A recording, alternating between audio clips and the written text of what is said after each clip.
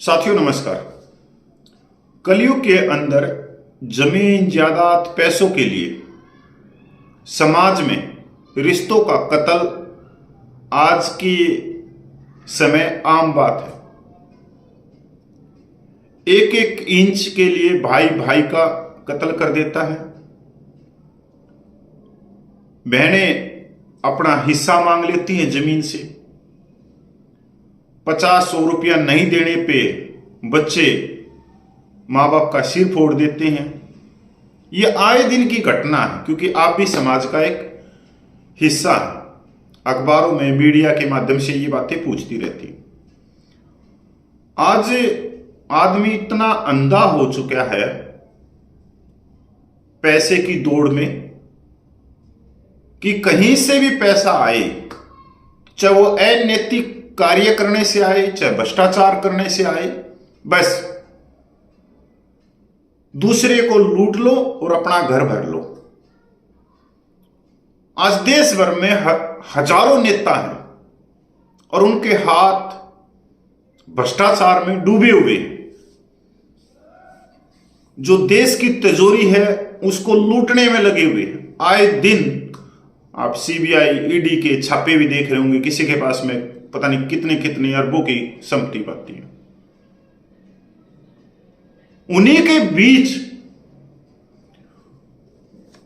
एक फौजी ने अद्भुत उदाहरण पेश किया।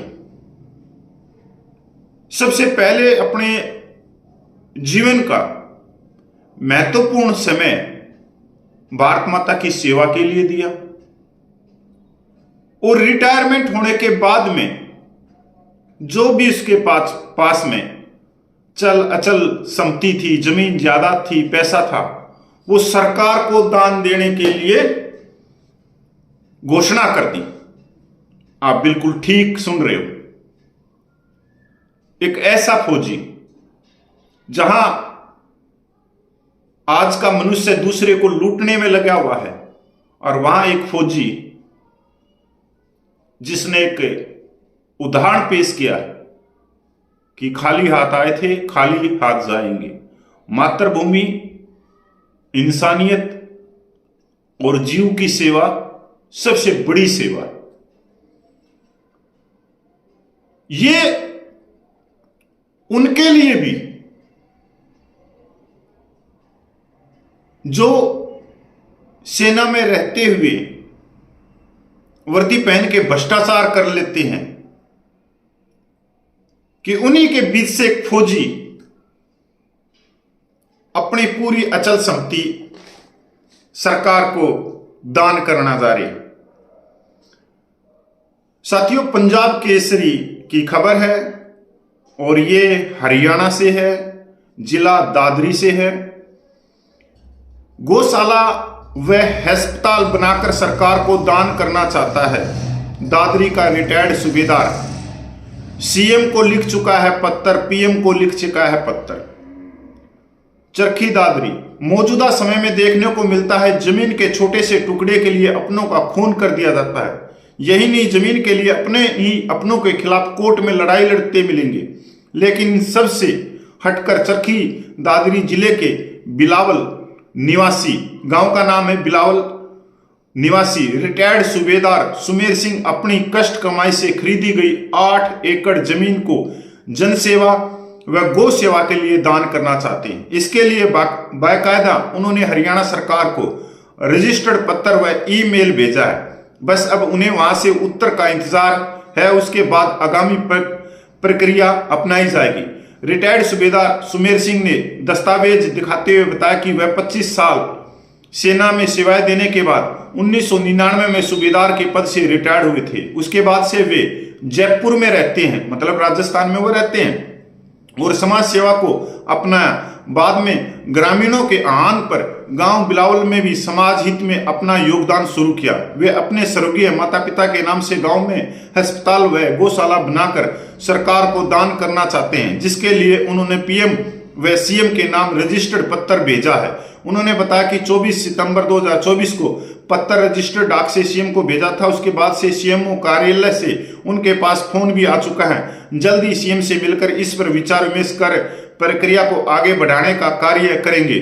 सीएम से मिलकर करेंगे एग्रीमेंट। सुमेर सिंह ने बताया कि वे सीएम से मिलकर अपनी शर्तें उनके समक्ष रखेंगे, उनका एग्रीमेंट करवाना चाहते हैं। उन्होंने कहा कि उनकी शर्त है कि वे अपनी जमीन पर अस्पताल का भवन बनाकर सरकार को सौंप देंगे, लेकिन उस अस्पताल की आगे की देखरेख सरकार करे, सरकार उसमें स्टाफ उपलब्ध कराए और उपचार में लिए आने वाले लोगों से सिर्फ 5 रुपये पंजीकरण फीस से अधिक ना लिया जाए। इसके अलावा अस्पताल का नाम उसके पिता देशराम व माता अरुण चाई के नाम पर हो। बेटी बचाने के लिए वे गांव में चलाई मुहिम। सुमेर सिंह ने हरियाणा में लिंग अनुपात को देखते हुए बेटी बचाने के लिए भी मुहिम चलाई। इसके लिए उन्होंने अपने गांव में लड़की जन्म पर 5100 रुपये की एफडी करवाई, जिसके अलावा लड़की के विवाह अवसर पर भी उन्होंने प्रोत्साहन राशि कन्यादान के रूप में दी। भाई जबरदस्त व्यक्ति है, सलूट मारता हूं कि आज की दुनिया में कलयुग में एक ऐसा फौजी जो देश सेवा के साथ साथ समाज सेवा और वो भी कन्याओं के लिए, उसके बाद में वो मरीजों के लिए अस्पताल खोलना चाहता है और जीवों के लिए गौशाला खोलना चाहता है, और वो भी कम नहीं, 8 एकड़ जमीन करोड़ों रुपए की, और उसके ऊपर फिर वो अस्पताल बनाएंगे, एक तरफ गौशाला बनाएंगे, उसके ऊपर भी करोड़ों रुपए लगेंगे। भाई जबरदस्त व्यक्ति है, ऐसा फौजी आदमी उदाहरणीय है, और ये उनको भी गर्व होना चाहिए जिन्होंने वर्दी पहन के भ्रष्टाचार किए हैं। हमने अपनी सर्विस के अंदर या अखबारों में मीडिया के माध्यम से बहुत सारे भ्रष्ट अधिकारी भी देखे हैं जिन्होंने राशन घोटाला कर दिया, हथियारों के अंदर दलाली खा ली, जिन्होंने जो आदर्श सोसाइटी मुंबई में बनाई, जो करिगल के अंदर शहीद सैनिक थे उनके परिवारों को वो फ्लैट देने थे, उसके अंदर पूर्व मुख्यमंत्री कांग्रेस, उसके बाद में मौजूदा तीनों सेनाओं के बड़े बड़े ऑफिसर उन फ्लैटों को अपने नाम करवा गए। कहीं दारू घोटाला है, कहीं अंडे घोटाला है, यहां तक जो फील्ड के अंदर जो बर्फ के अंदर सिगड़ी जलानी पड़ती है, चूल्हा जलाना पड़ता है ठंड में, उस केरोसिन को भी बेच दिया जाता है।